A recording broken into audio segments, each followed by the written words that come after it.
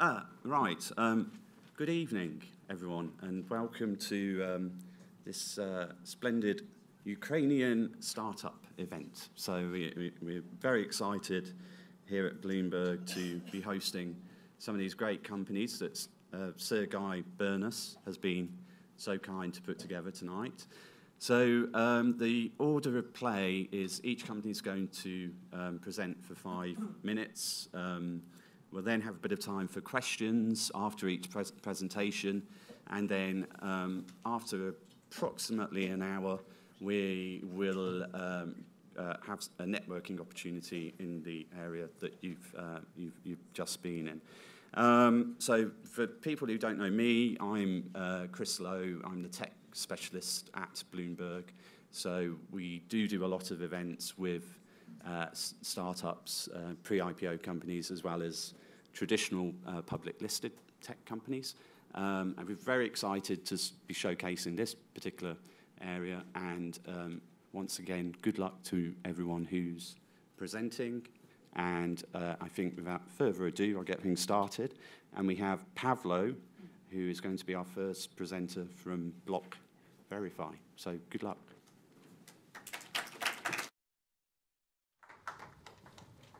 Thank you and good evening.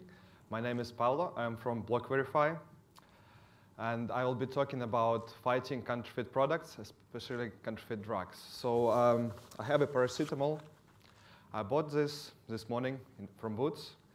And things like medicine and like drugs, as well as pharma products, we take in Western societies for granted. However, in Africa, and my friend just recently been to Africa, he got ill with malaria, and he tried to buy certain products off the market. And first 2 products didn't work for him. And it didn't work for him for a reason. Because all the medicine, which is in Africa, and majority of it is fake. So problem of counterfeit medicine is huge. Around 30% of medicine in the developing countries are fake. Around 10% of entire medicines are counterfeit as well. This is a big problem. In Africa, if we talk about malaria drugs, around 50% of malaria drugs is a fake product. So around 80 people die every hour just because of this problem. It's about 4 jumbo jets crashing every day full of people. Modern technology making it nearly impossible for law enforcement to identify the difference between authentic and counterfeit drugs. There are more than 300 billion in losses every day from this.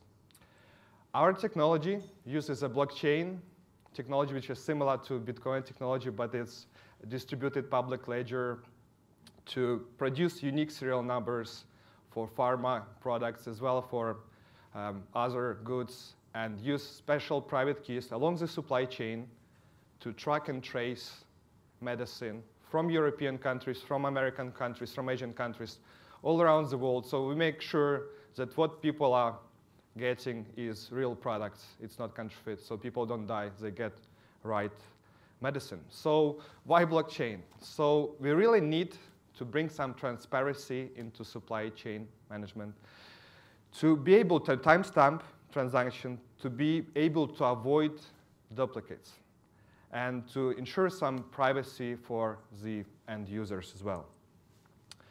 Our system is quite simple, even though backend is quite sophisticated. So we offer product labeling and verify supplies through the whole supply chain, and then customers can verify it either with a mobile app or with their SMS service.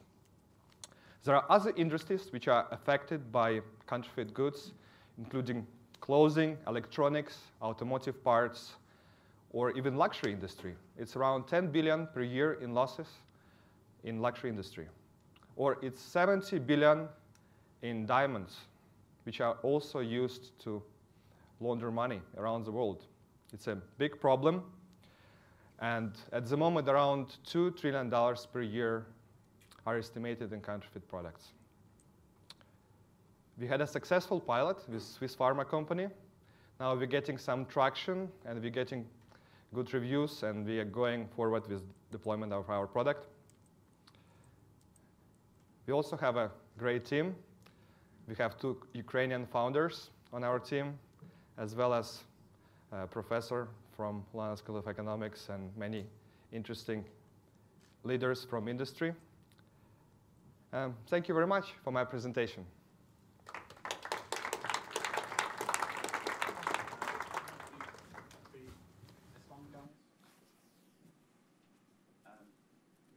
Any questions from the audience? Vasily? It's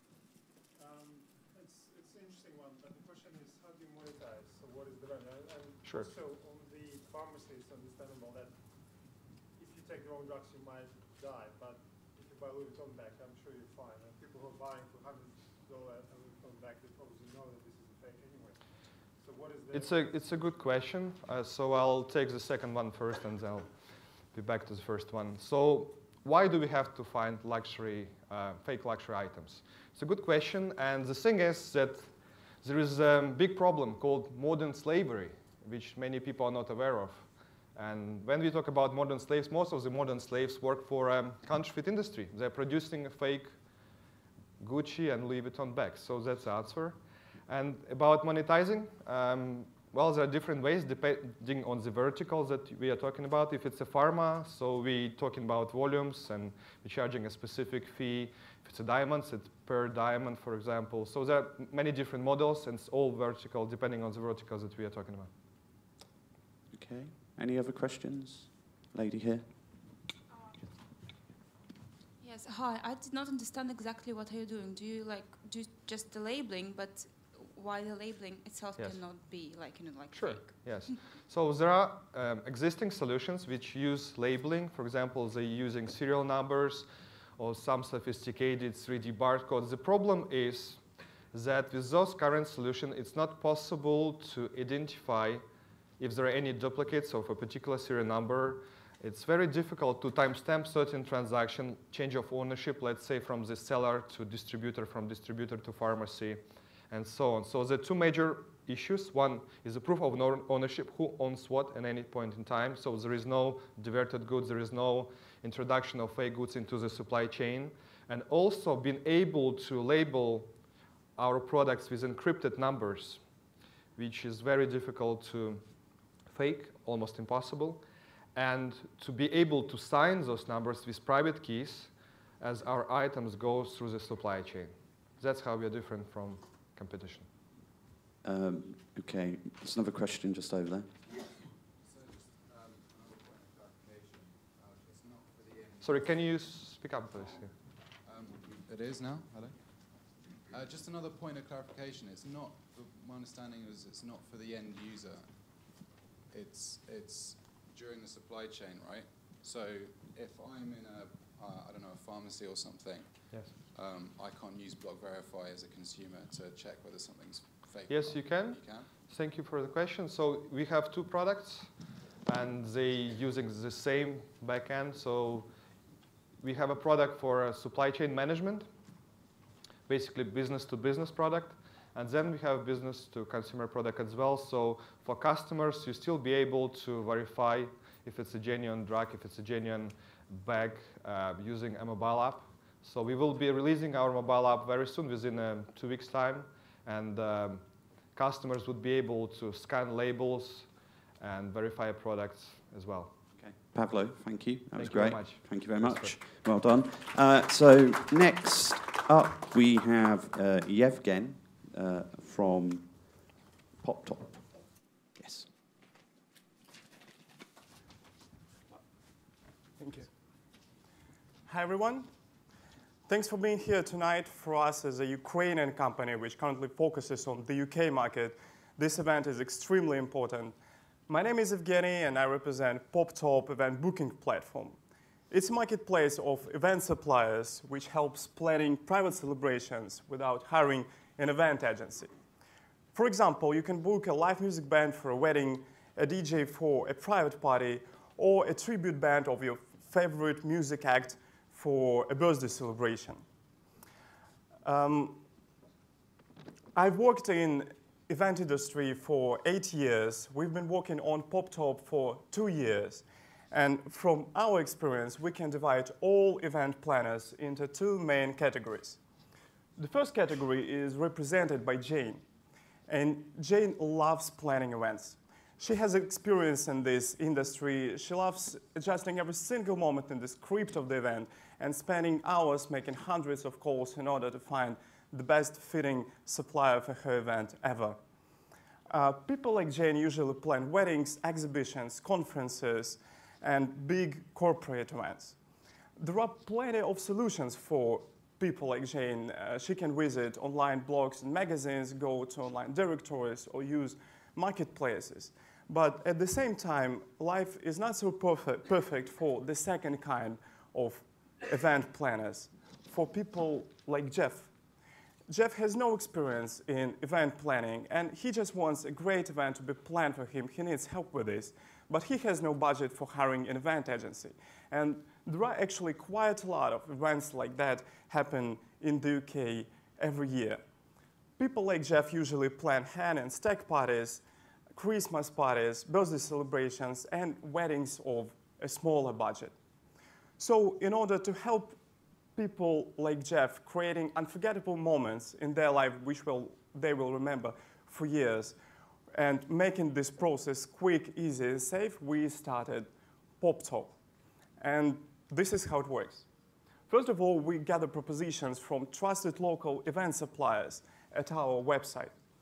Jeff goes to our website, where he can leave a request for a proposal from our manager or choose a list of potential suppliers from our catalog, comparing them by price, reviews, media files. After submitting a short booking form, the request goes directly to a supplier who responds to Jeff with a complete quote regarding his event. In order to confirm the booking, Jeff needs to make a deposit through our website. From every booking that completes with a gig, we take 10% commission from the supplier side. What's really different about PopTop comparing to other companies that work on the UK market is that we provide direct communication between customers and suppliers. So we guarantee fair price and transparent booking process for both parts. As I said, we started PopTop 2 years ago in Ukraine. We have almost 5,000 suppliers in Ukraine and around 400 incoming booking requests in Ukraine. Thanks to UK Trade Investment and their Ground Series program, we were able to launch a UK version of our product in January this year. So currently we have 1,200 suppliers in the UK and around 100 incoming booking requests in the UK. We also wouldn't be here but for our investor, Tobin Mygard, founder of Cyclum outsourcing company, and our mentor, Ken Lever, who we met at East Labs Business Accelerator in Kyiv. We're not raising money at this moment, but we plan going to UK regions in the nearest future. So if you feel interested in our niche, in this industry, in our company, please let me know. I'll be happy to keep you updated about our progress. Thanks. So, any questions from the audience? Vasily? Definitely interesting platform, and definitely there is a need for that. The question is, you mentioned that you're quite different to the existing competitors, but what is the barrier to entry? What if I decide to copy that business, and how you would be different, how you would be defending your business? What's another difference about from our competitors is that they are mostly agencies, and our product is user-generated content. So we closely cooperate with our suppliers in order to find the best propositions from certain local areas.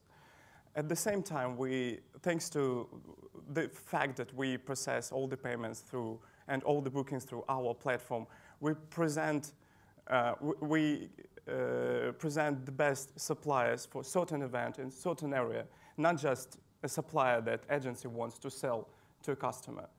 At the same time, we have real reviews from real customers, not marketing reviews like you find at all agencies. If you go and look at our competitors, there are no negative or just average reviews there. And we keep it real.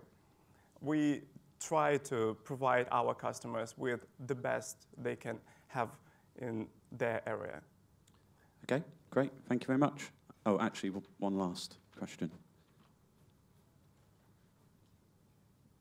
So your suppliers are basically individuals or small companies? Yeah, those are businesses or individuals. Okay. Then what you are doing is ultimately similar to what freelancer.com is doing, but you are doing it in the niche space, specializing in it. Okay, that's right. Okay, thanks very much. Thank you. Cheers. So next up, we've got Sergey from Zen Assets. So good luck. Nice to meet you. Okay, it works apparently.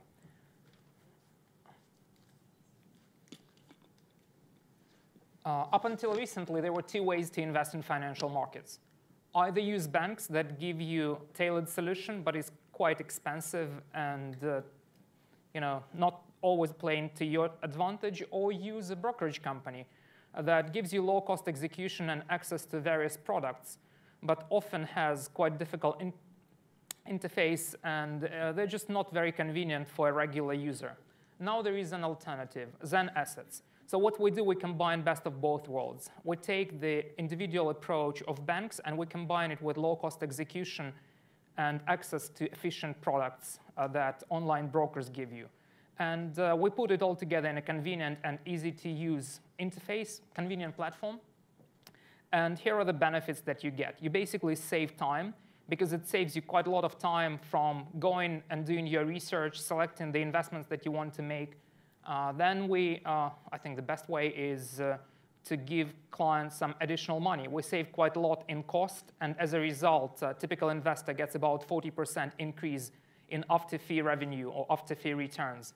And then it also is quite convenient, because setting up an investment account usually takes a long time. All the red tape and processing of the process is just quite annoying. So we save a lot of time in setup. And how we do this? So we usually assess clients' risk tolerance, composure, investment horizon, and then we pick optimal investment portfolio, and then we select products that work best for each individual customer. And we manage your portfolio so you don't have to, so you can enjoy your time and get a better return. Our primary market is UK. And we'll look at quite a small subset of UK market, which is affluent professionals. They typically have invested before. They either have a pension plan or they just think they have some spare money and they would like to put it to work. They usually have about £100,000 of annual income or family income, and they're quite active online. And so there is about 3 million of such potential investors in the UK. Sounds quite interesting as an opportunity, and obviously there are some other people who are doing the same thing. There is Wealthfront and Betterment in the US. There is Nutmeg in the UK. Now there is Zen Assets as well. And as I said, how we're different. First and foremost, because we have very targeted strategy. So we look at very specific customer, and in this business it takes a lot of money to attract customers. So without spreading ourselves too thin and having very concentrated strategy, it helps a lot. We also look at risk-based portfolios, which means that rather than looking at how much money people want to make, we'll look at how much risk they can afford to take. And based on that, we shape investment portfolios. So the main benefit, as I said, apart from being convenient, apart from playing in clients' favor, is a huge saving. So we save about 75% of investment cost, which typically means that you get about 40% return. And there is another small thing, that if you have less than £100,000 in investable assets, pretty much no one is going to talk to you. So your only option is either not to invest at all or go to an online broker. And as I mentioned before, you have to figure it out how to do it on your own. Here is the team. We have significant expertise in financial industry. Our investment committee has about 25 years of combined investment experience. We managed more than $1 billion in private client funds. We have several tech people. They're from Ukraine, but they're based in various European countries, Spain and Czech Republic. And we have several marketing and advertising people that help to promote the product and bring it to the market. Here we go. It's much easier to invest now. Thanks a lot.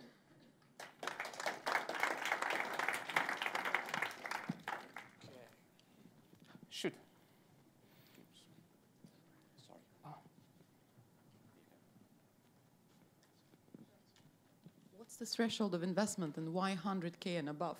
Just Sorry, can you please repeat? What's the threshold of minimum investment required? It's £10,000. So to build a sustainable portfolio, if it's a diversified and well-balanced portfolio, you can hardly do it with less than £10,000. Okay, so you basically calculated you need to earn more than 100. You can try to do it with less, but it's just not sustainable. Sorry. Hi, how are you regulated? FCA. Nutmeg spent a lot of money on advertising 30 to million. get the clients. I know the marketing guy. Mm-hmm. How would you spend your money to get the clients? So rather than going specifically with digital strategy, online strategy that Nutmeg does, we're looking a lot at what is now called virtual wealth management. So you do a lot of in-person communication, but you don't do it face-to-face, but you do it over virtual tools like online conferences, phone calls, chats. So you need to engage. Financial products, someone said, I think it was McKinsey that said that financial products are not being bought, they're being sold. So you need to persuade the customer, and you need to prove the trust and confidence. So we're trying to use a whole array of tools rather than just online. A few questions. Have you done fundraising, and if you raised, how much? And we're self-financed for now, and we're using client revenue to fuel the operations. We haven't raised, no. Okay, and how many clients you have? So what is the current trading? So I can tell you about assets under management, which I think is much more important metric. So we have hundreds of customers in like low hundreds, but in terms of management, I think we're approaching $15 million. Okay. And another question is that, is there like a metrics you use for the lifetime value of the customer? What is the CPA? Just to try to understand how you actually, what is the monetization? So typically, lifetime of a customer in this kind of business is about 7 years. And churn rate typically is about probably about 5% per year. So if you have, let's say, 10,000, like we typically take from 10,000 up, but I think our core customer will look at about 50 to 100,000 pounds at 0.5% annual revenue. So our charge is 0.5% from assets under management. So it's about 500 pounds per customer. And then if you project it into 7 years with a bit of a churn rate, so lifetime value is about 3,000 pounds for this typical customer. But right now we're looking into B2B solutions, and we're looking into larger customers because the cost of attracting a customer is quite high, as Nutmeg or other companies' examples show. So if you want to be sustainable in this business, rather than just keep on raising additional rounds, unfortunately, for smaller customers, you still need to go after big fish first, or bigger fish. I mean, I would love to attract, and the system is there to attract small customers in terms of servicing them properly, but it just costs a lot of money to bring them in. Apart from investing in ETFs, is there any IP that you built that you were different from me setting up, I don't know, another Zen Assets #2 and just investing in ETFs for the customers? I think that idea is seriously, I mean, it's not my notion, but ideas are seriously overrated. It's all execution. Yes, we built IP, we integrated a broker, we built investment portfolios, so it's a brokerage system. There is a lot of stuff to be built, but I'm not saying that it cannot be replicated. Everything can be replicated.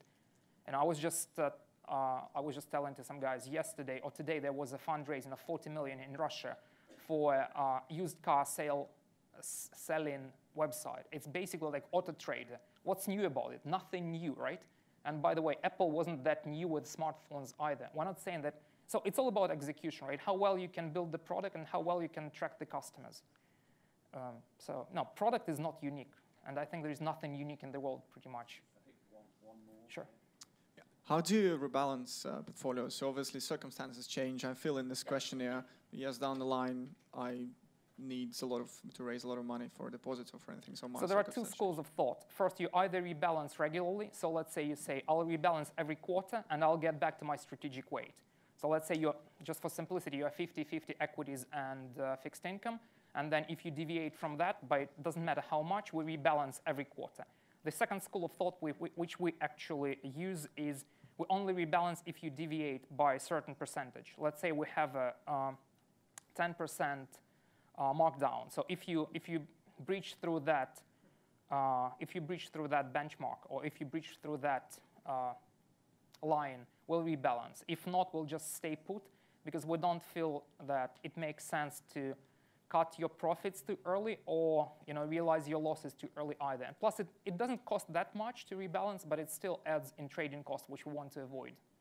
I spent, sorry, just a bit of a background. I spent 6 years at Goldman doing investment management. And the rest of the team, we have 2 CFAs. I graduated from Wharton, and 2 of my other investment colleagues, they're also Wharton grads. And we have 2 CFAs, 1 PhD. So I think we're quite strong in terms of investment expertise. It's all about attracting customers, at a reasonable cost. That's the golden bullet. Great. Thank you very much. Sure. Brilliant. So next up, we have Nate from QuickBlox. So good luck. Thanks. So it says Taras in the presentation, but right now he's actually back in our Ukraine office this week, meeting with the team. So I got the job. So obviously with my accent, you can tell it's not very Ukrainian. So we'll start kicking off here. So QuickBlox, basically we've got offices here in London. We've got offices in Kharkiv in eastern Ukraine, which is our kind of main development office. We've got over 40 people there. And basically what we do is we add communication to any app. So what does that mean? Basically, we're communication as a service. So the kind of stuff you do on Viber, Skype, WhatsApp, in terms of instant messaging, group chat, video calling, voice calling, we provide SDKs and APIs for developers to add this into their own applications.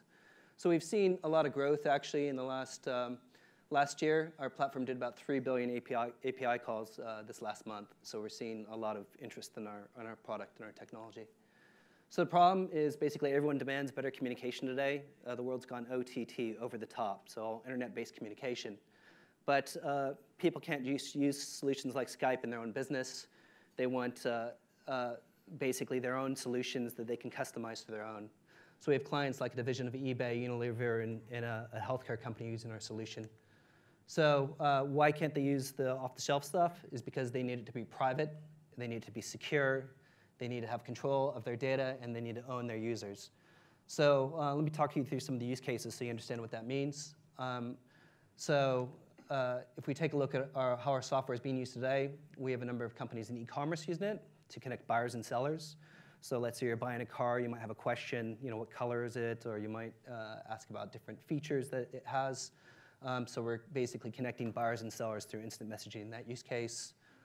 We also see a lot of use cases in games and entertainment and social networking. So in this case, we've got a Clash of Clans-like game called Gang Nations, which is using it for in-game chat. The app was downloaded 1 million times in 72 hours by Apple. So we've got millions of users doing chat and instant messaging using our platform. We're also seeing a lot of use cases in medical, financial, and governmental use cases, where basically you're having internal conversations about doctors, about patients, or you're having banks talking about different financial transactions. And this basically has to be private and secure. They can't have this communication outside of their network. And then we've got a variety of different corporates as well that are using it to create their own internal social networks. And through this, they can do video calling, voice calling, a variety of different functions. So we've been global since day one, more or less. We've got about 30,000 registered developers, and we've got customers in every continent except for Antarctica. And they're using either our cloud for communication, or we set up dedicated instances for them in a number of different locations. So our product set is Communicate, which is an open source front-end client-side application. So it's kind of your white labelable WhatsApp, which companies can make their own, and they own the code and they close it off. And then the QuickBlox, which is our back-end API, which actually powers the communication over the internet. So coming back, sorry, I kind of skipped ahead. This is a really big market, which you guys are probably aware, 54 billion, potentially larger. And so if we just take a look at the bit of OTT of communication within applications, we still think it's a multi-billion-dollar market. There's 3 million apps today, and that number continues to grow. So yeah, we've seen a lot of growth in the last couple of months, so I'll probably skip over some of these slides. But yeah, so we have a wide variety of kind of enterprise and clients using our services today, and our revenue continues to grow. How do people find us? We're seeing a tremendous amount of organic demand, so people will just basically search for our products on the web, and then they'll plug in and start using our products, and away they go. They can then have communication in their own application. So in terms of the product sets we've had the SaaS platform, we've got the client-side mobile app, and then we can customize the communications for their own requirements. We've got some competitions in the space. There's a company in California called Lair, which has raised $22 million. We actually won some clients from them. So I think it's a good example of a scrappy Ukrainian startup, albeit with English connections as well, doing quite well in a new and growing market. And in terms of our team, we've got about 45 people. Terrace, my business partner, is the original founder. I came into the business about 3 or 4 years ago, and we've been growing it since that point. And that's about it. So, any questions?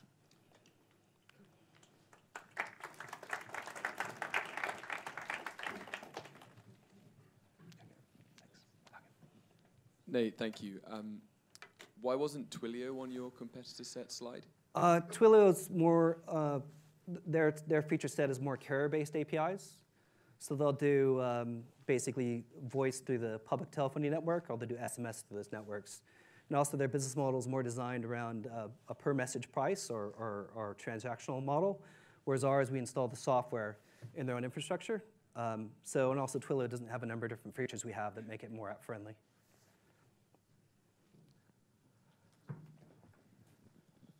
I presume your business is B2B. If your business is B2B, if it's B2B, B2B do you have to go out and service the customer to fix the things? Or no, is it it's all done? cloud-based. So the client, we basically get an Amazon account for them and we'll install our software there.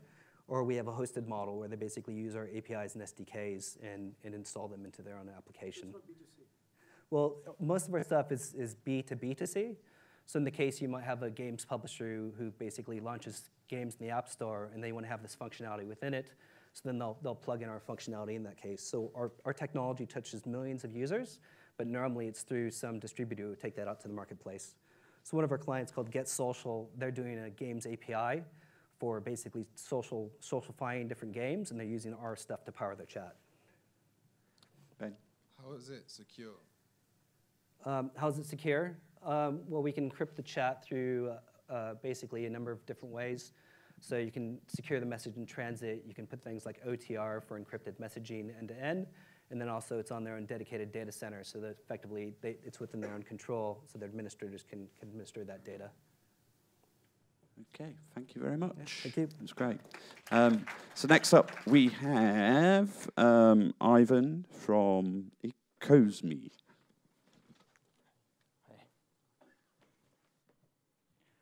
Hi everyone, my name is Ivan, I'm CEO of Ecoisme, and basically what my project about. What is our home is? So it's a place where we live, it's a place where we come back after the work, and what even more important, it's a place where growing our child.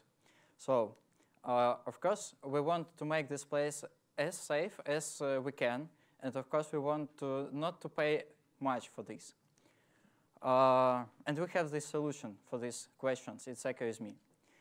What is Ecoisme? It's basically hardware plus software solution that like cloud solution. And this hardware you should install to the master switch in your home. And because of a combination of two unique technology of power analysis that we use to recognize quite simple devices, so like kettle or toaster, and with spectrum analysis, which we use in combination with power to recognize, for example, laptops, TVs, etc. So we can recognize all devices in your home. And we can show you on your mobile phone, so for example, which device are energy efficient or not energy efficient, which device exactly turn on or turn off in each moment of time. So you can save up to 50% of your electricity bill with this service. You can receive notification if you forgot to switch off something, and it's quite important if you forgot something that can make some fire in your flat. It's another case. So for example, we of course want to know what our child to do when we are not at home, and with this you can know exactly like are your child playing the game or they should do their home exercise. And and of course you like like part of smart houses, you want to automate something, of course, and you can make it through another additional sensors, and you can integrate Internet of Things device in our platform. Also, we have additional solution for people who already installed their solar panels, and they want to know each moment of time when how much their solar panels produce energy and how it's better to organize spending of this energy. And of course, you can teach your system, because we have now all devices in our database, but you can teach our system. So as I said, it's presented on all devices, web and mobile application. It's like minute of history. It's how our prototype looks maybe half year ago, and it's how it looks like now.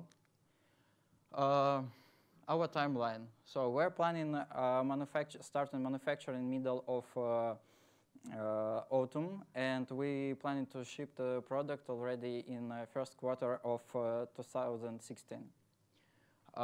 We have B2B and B2C business model. So basically B2C is through our website, and B2B, it can be with utility company and also with a solar panel integrator. For utility company, it's interesting because two things. It's because of power peaks and government subsidize. So government subsidize different green project, and if utility company don't provide some green project, then pays additional money to the government. So about power peaks, it's quite a big problem, especially in big cities, and we can ask our customers not to turn on some devices in power peak time. And we can give them some benefits or money even for this. We, of course, have competitors. It's BGLIS, Mapping, Eureo, and our key advantage is our technology, our algorithm, how we can recognize all these devices.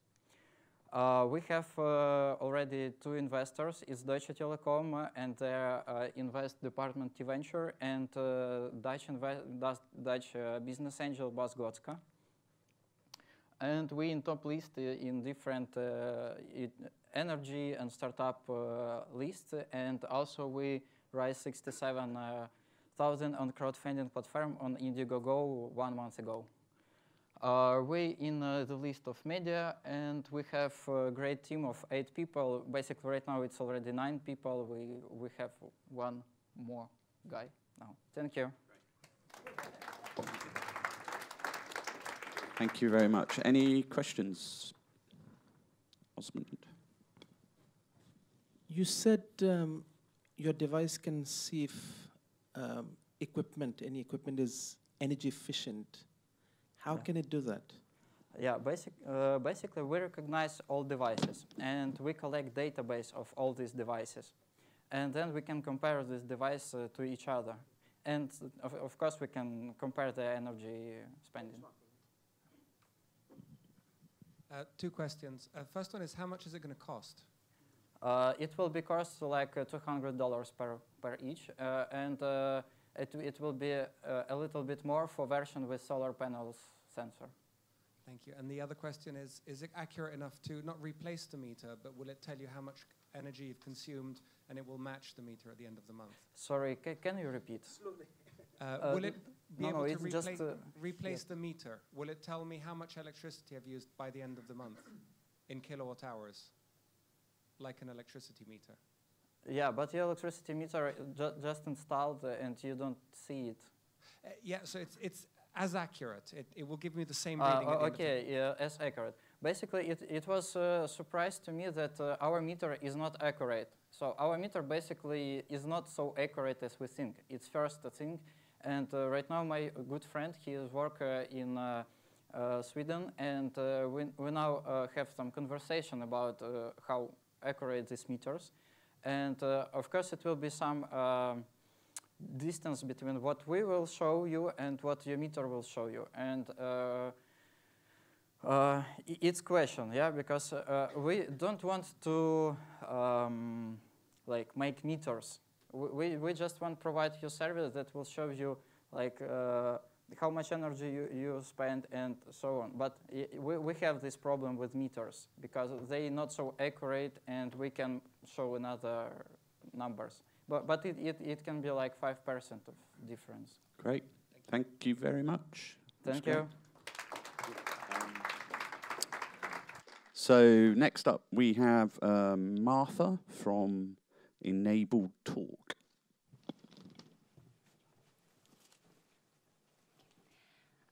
Good afternoon. My name is Marta Yatsenko, and I represent EnableTalk. Unfortunately, my colleague in CEO of the company couldn't be here today.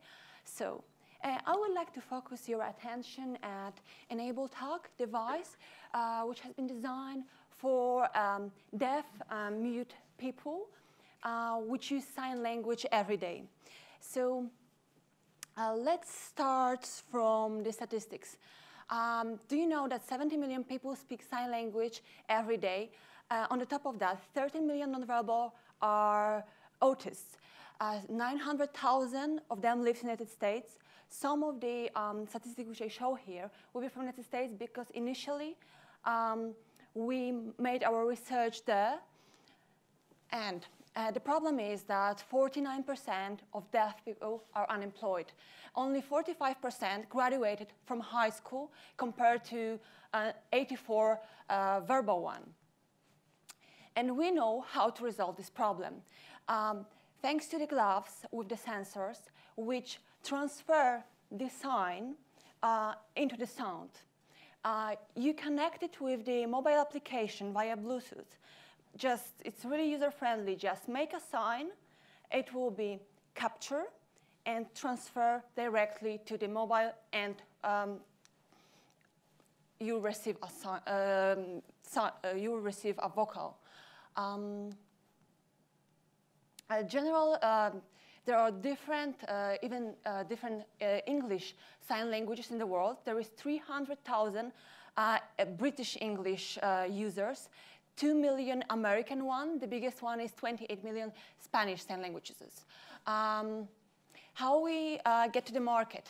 Deaf associations, School for Deaf Children, hearing parents of deaf or nonverbal autist children, non-profit organization, and insurance companies, audiologists also.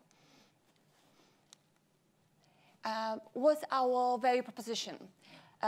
Pair of gloves with the sensors, mobile application, sign to voice and speech to text, library, customization and calibration, because every single person do different signs in a different speed.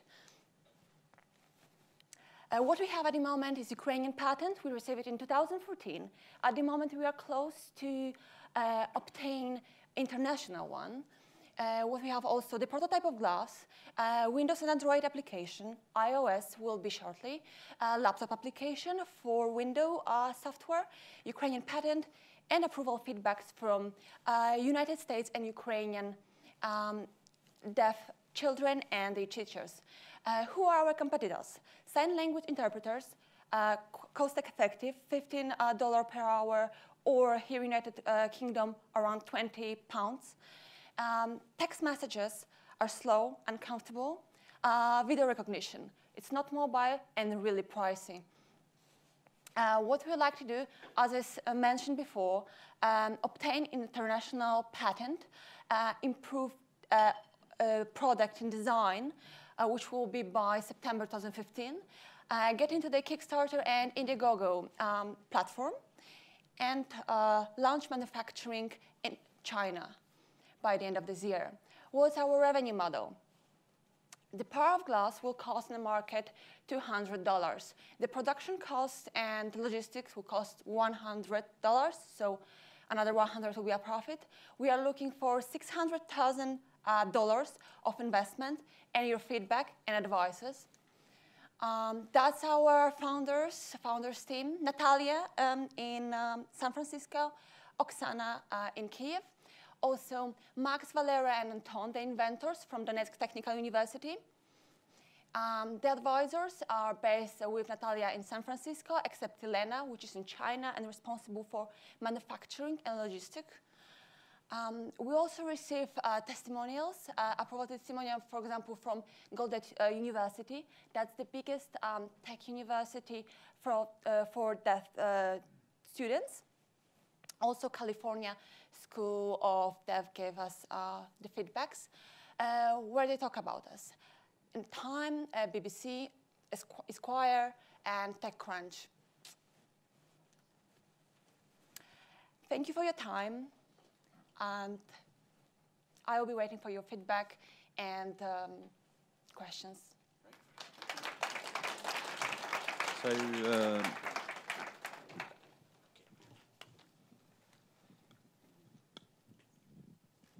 thank you. One of my previous bosses has got a very well-educated deaf child, and they are actually complaining about a very specific issue. When they go to the cinema, not every cinema can provide the facility to those people. Do you have any solution for that? Thank you. If the kid go to a cinema, at the moment, not yet, because we specialize on what the problem is when the person uses sign language and non-verbal, the verbal person do not understand sign language. For example, it's just in this way. So, for example, when I appear in Holborn in a lift, when there was 3 sign language speakers, deaf mutes, so I was the one who didn't understand them, and it was quite an uncomfortable situation. But basically, it really helps because those people they have a really big problem in the society because most of us do not use sign language. Just wanted to ask how accurate it was. I mean, when you're using voice recognition technology, you have to teach it sometimes. A certain word means a certain thing. How accurate are your gloves with regards to sort of like how accurate gloves are? We are still. That's why we are waiting, looking for investments, because we have to understand that the sign language is not just the signs, also a mimics. But we have a really good guru from algorithms, and that's why we have calibration, because then the gloves understand at the speed of the sign. Every person is different. We have different hands, different body, and that affects, of course, the sign language. It's still a lot to do, but the concept is done. The prototype, in the United States, they already tested. Now we are finalize the design, just the design of the glove, the prototype. So if you had like 10 people using the gloves with different sort of speeds and mannerisms, I mean, were we talking 80, 90% accuracy at this point in time? Yes.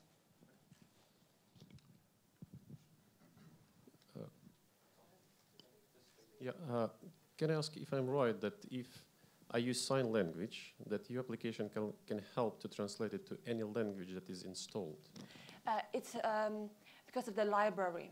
I don't know if I mentioned the library here. That's also our value. There will be now the library. We have planned to make a library in a cloud.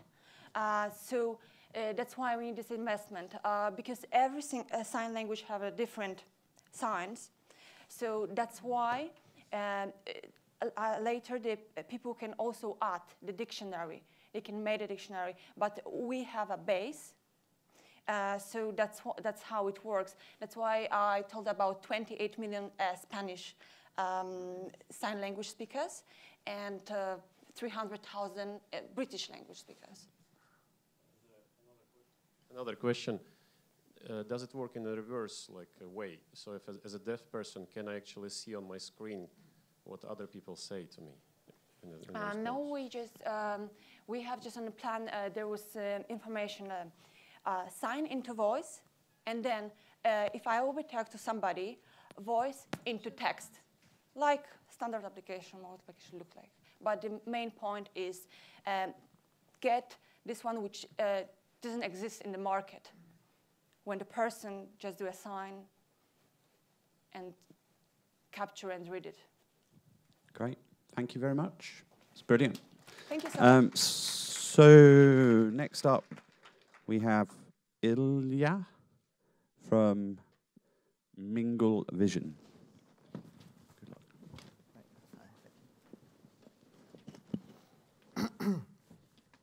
Hi, I'm Ilya, co-founder of MinglVision, interactive live event viewing platform. Let's start with the problem. If you can't attend your favorite sports or music event, your alternatives are: you can either watch it on TV if it's broadcasted, or you can stream it if the stream is available. But the problem with that is user experience. Currently available platforms lack engagement, interactive features, and simply do not provide fully immersive experience. So how do we solve this? We put the viewer in charge of the content. We give them remote control to all the cameras set up at the broadcasting site. Now the viewers can change between those cameras and generate personalized, unique content without any interruption or buffering, which is our unique selling point. It's like virtual experience, as if you're at the stadium watching the event live. Which player do you want to shadow? Select a camera. You get the front row view from any angle. By solving the user experience problem, we actually add a lot of value to all the stakeholders in the broadcasting ecosystem. Rights holders can now get a further uplift for the rights for giving multi-camera rights, and even they can bypass broadcasters, go OTT through our platform to the consumers. Broadcasters can create premium apps and start charging premium pricing or e-tickets to events with multi-camera functionality. And advertisers can create targeted and contextual ads, even tied to a specific camera angle. And we'll also be creating like virtual stadiums where friends check in online together and watch events from different angles and comment and share on social networks. This is how it's going to look on the smart TV. On the bottom, you see simultaneous views from different camera angles, and you can switch between them at any time without any delay. We have a minimum viable product ready. It already works on computers. It's web-based, basically, and on mobile devices. And we can demonstrate how it works, the functionality to interested parties or investors. Let's look at the addressable market. On top, you see huge inventory of content that can be further monetized. Global sports rights valued at 28 billion. Digital music market almost 5 billion. And we know that consumers are migrating towards internet-connected devices and are streaming more than ever. The streaming video market has been growing 30% year to year, and it's now valued at 20 billion. And they're always asking for more ways to interact and engage with the content. So MinglVision could be the perfect platform for this enriched content flowing to millions of viewers. So quick overview of our business model. Basically, we take a small percentage from a subscription or e-ticket price for live sports, and we take a service charge of 4 pence per viewer per hour. We did a case study for a major golf tournament, just for one geography, for one broadcaster. If we take conservatively 10% of last year's audience would sign up to this premium app that will give them multi-camera functionality, and the broadcaster charges them £5 for the entire tournament, which is 4 days and 20 hours total. MinglVision will make 306,000, and broadcaster would generate 1.3 million of new revenue. And the rights holder will get an uplift for the multi-camera functionality. And for live music, it's even easier. We just charge like Spotify 30% commission from subscription or live event pass sales. And for a major concert with like 1 million viewers, we would generate 723,000 pounds. This is a quick overview of our technology. It's asset light, cost effective. We don't need any infrastructure. We just plug into existing cameras, to existing feeds at the site. And basically, our technology allows for seamless switching without any delay, and it actually comes at a price comparable to a single stream, which is, again, very important, unique selling point that we have. This is the core team behind MinglVision. Tom Kiselyov is in charge of product and technology. I'm responsible for business development. And we have a senior advisor, Dave Lip, who is a director at NBC Universal, who's providing route to market and introducing us to rights holders and broadcasters. This is our traction so far. The most notable one is with Wear Accelerator, which is owned by Telefonica. We have an agreement with them where they introduce us to Telefonica brands.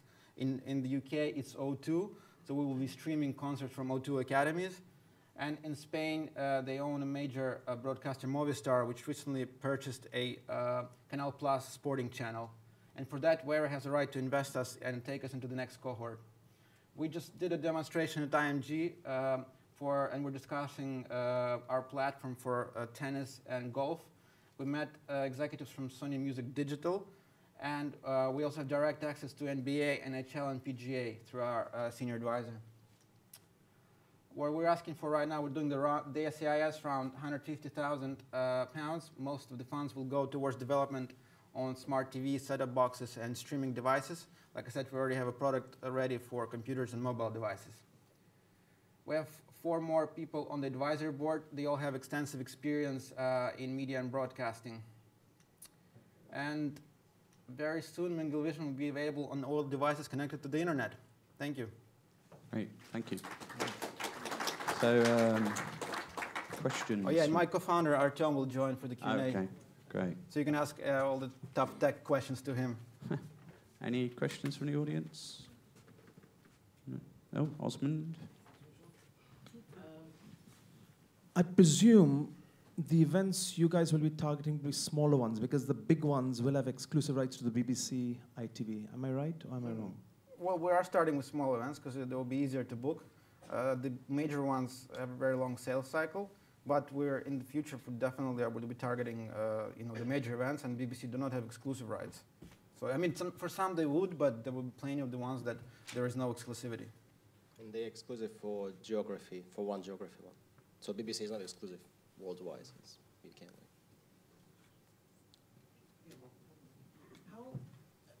So you explained how the technology works. Can you just explain the cameras? I mean, how does it work? Is there someone operating it? How does it focus? I don't understand it. The tech, I mean, the cameras in the arena. Yeah. So yeah, let me cover the question. So the main, the camera signs already installed by a production company on the arena. The only thing we need in order to supply this multi-camera experience to the users is encoder, which will encode all the streams from all the cameras and will send it through content delivery network to the end users. So it's really asset light, so it doesn't require any particular cameras, so any camera will do the job. No, my question is how does it move, how does it focus? That's my question. So yeah, the camera works the same way. So it basically allows, so there are, like for example, take Wimbledon, there are like 10 cameras on the event. So now on BBC app, you just see the already mixed version of these cameras. In our application, which can be a second screen, for example, applications for broadcasters, you can actually switch between all these cameras manually without any delay between switching. So for example, if someone scores a goal and you want to see it from a different angles, you can go to the application and actually select an angle, select a slow motion, for example, camera angle, and watch it again. Great. Oh, one more. So what prevents the broadcasters themselves from doing the same application and providing the same service?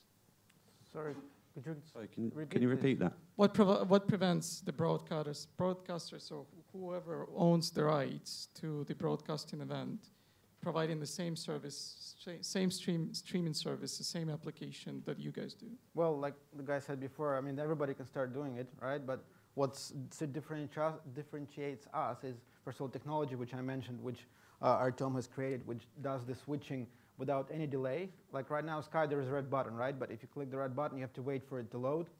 With our platform, it will be instantaneous, and also it's done at the price of the single stream. But some major broadcasters right now are not very much concerned with this kind of thing because they, for example, Sky is a market leader. They have the largest market share, so they don't need to come up with this kind of solutions to stay ahead. And just to add, our tech is quite unique in a way that allows you to switch between infinite number of cameras, which is not true for all competitors that we currently have. And the price is pretty much the same as a single stream event. So you don't have to pay much more money in order to utilize this tech.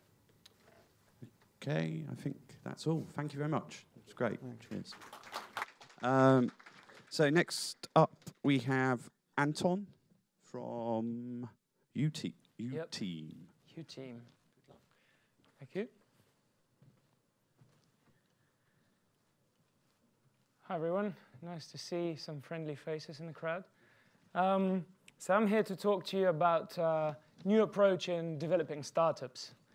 As you probably all know, we're a sort of a part of this entrepreneurial revolution that has taken place at the moment. It's easier than ever before to create a business, to create some sort of innovation. And it's quite logical that innovation is connected with technology, because technology allows you to realize new ways of sorting out existing problems. Now, we come from various, the co-founders come from various business development, marketing, technology backgrounds, but we understood that there's a lack of optimized communication between the founders and innovators and startup specialists and startup development teams. There's a variety of problems that different segments of this market experience.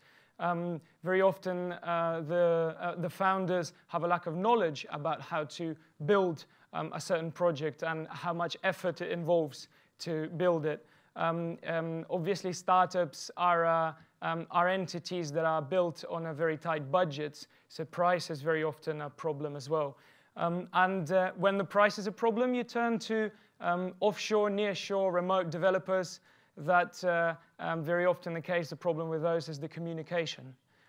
So for startup specialists, there are various kinds of problems as well. The local presence is needed to really promote yourself in the market, like, say, for example, the UK, but it's very expensive to establish your company in this market. Sales is not something the development teams, unfortunately, are very good at. So this is something they're also experiencing issues with. And also project and account management is something that not only has to be done on the side of the technical team, but also on the side of a startup itself. So it's something else that is obviously a problem with the lack of local presence. Now, we thought about all these issues, and given that we've created and failed with many startups as well, we thought about the solutions and what we would want to see in the solutions that we are actually providing now. We've put together a pool of top-level experts, and with the experience of 5+ years in the sort of near-shore countries, Central Eastern Europe, we focus on a full cycle development, which includes hardware as well, which really makes us different to other sort of remote and nearshore development agencies, because we start from the very level of ideation rather than actually getting a brief and building the technical proposal from there. Also, we've installed a London-based project management. So our project managers are actually based in the UK, in London, and they deal with the clients on the spot, which gives a much better communicational patterns to the processes. Now, where we are definitely very, very different to the rest of the outsourcing community is in our startup expertise. We actually hire former startup founders as project managers, because startups are very unique in the approach that they create their company and develop their companies. So we actually advise them from the very, very beginning levels of their life cycles as to how to get further and be successful. We also install a no-risk legal framework, which means that not only we're based in the UK and our clients deal with the UK-based entity, but it's also an easy exit contract that we have with our clients. So in case they don't want to continue, or for example, a startup fails, which is obviously often the case, it's much easier to deal with that sort of situation. And last but not least, it's the lean methodology, which allows us to really eliminate waste from the process of startup building. And what I'd like to also say is part of that lean methodology is the work transparency that we have. We encourage the startup founders to come to the physical locations in Central Eastern Europe where the teams are based and have meetings with them. We can bring developers to England for this case. And therefore, it ensures much better communication between the teams and startup founders. So the process is quite simple. We start from the very, very beginning levels of the ideation, where the idea is conceived, go through defining the minimum viable product. We develop and prototype it, iterate, depending on the feedback we get from the market. We adjust it to the needs of that particular market, and then we scale it. The market that we're looking at is worth 40 to 60 billion in the UK only. There's been 47,000+ digital companies in the UK created, 50% of those since 2008. Over 1 million tech jobs advertised in 2014. So this is really the type of market that we're dealing with. Our competition's freelancers, UK-based agencies, which are much more expensive, nearshore agencies, which in most of the cases startup unfriendly, MVP boutiques that do very small fixed price projects, so they're not really a direct competition either. Now the team, we have obviously a founder, co-founder, and a head of project manager. We also employ a number of project managers in the UK, a couple of them in Ukraine. And as sales is a big part of our strategy and approach, we also we've hired a number of people to run the sales department as well. I think we're going to have to wrap up. Oh, sorry, yep. So we've raised £200,000 in the last year, self-funded, and very much looking forward to talking to the interesting crowd here. Loads of various success stories, in different markets, from fintech to healthcare to social media to other various sorts of things, to e-commerce as well. And that's pretty much it. Great. Overrun, big time. That's okay. We've got time for one quick question, I think. Quick. Yeah, Anton Oswandi from Tech City Coffee. Classic question. Of course, you have a lot of advantages for startup, low cost, blah, blah, blah. But a lot of startups, they always say, look, we want to do everything in-house. We want to have our own staff, blah, blah. We feel more confident. Yeah. How can you help with that? Well, most of the cases, you really don't have an opportunity to do so, because doing things in-house is very expensive. So you can't really do it. So we try to bring the experience as close to being in-house as possible. So we give you the benefits of an in-house team for the price of a nearshore team, which is obviously much better. And the communicational patterns and the adjustment to workflows of the startups and founders that hire us is what we focus on in order to make the communication as smooth as possible through a variety of different tools. Okay, thank you very much. Thank you. So last but one, we have Alex from M2E. Yes. So good luck. Hi, hello. Yes, hello everyone. Just to make a little bit of interaction, how many of you have shopped on eBay? Great. And how many of you have shopped on Amazon? Beautiful. I think it's going to be easy now. Right. Now it's very difficult for any business selling online to attract new customers or to retain new customers, because customers are no longer loyal. A lot of customers start shopping by just going on one of those two across various geographies. So what do we do, just like in a nutshell? So we have developed a software allowing sellers, people who sell online, to push their products or inventory across multiple channels, across multiple geographies, literally from one page. We allow those guys to facilitate various pricing strategies and to maintain inventory numbers across multiple countries and trade across multiple countries as well. So a little bit of numbers about us. So we are free software, so we give our software for free to any business in the world, because we've been sponsored by eBay marketplaces. Also, version number 6 we have released together with teams of eBay across UK, US, and Germany. We developed a solution which extends the native capabilities of Magenta. This is why our product is quite powerful. We support 23 eBay marketplaces, 9 Amazon marketplaces, and Rakuten. Last year alone, we processed in excess of 1.2 billion of transactions in volume, or equivalent. We've exceeded 70,000 now downloads on Magenta Connect. We have over 20,000 eBay accounts connected to our system, over 8,000 unique Amazon accounts. And about 26% of our users come from the UK. Our largest market is US. So what's happening with the market? So historically has been 3 different generations of this kind of software. Companies like eBay have developed their own software, allowing their sellers to sell more. There are software as a service solutions, and there are plenty of those. And we come as a 3rd generation software because we don't pretend to know it all. We just take a very good platform being Magenta and we extended functionality while Magenta still remains the main system. Why is that? Because we are trying to innovate, and our main focus is to build an ecosystem.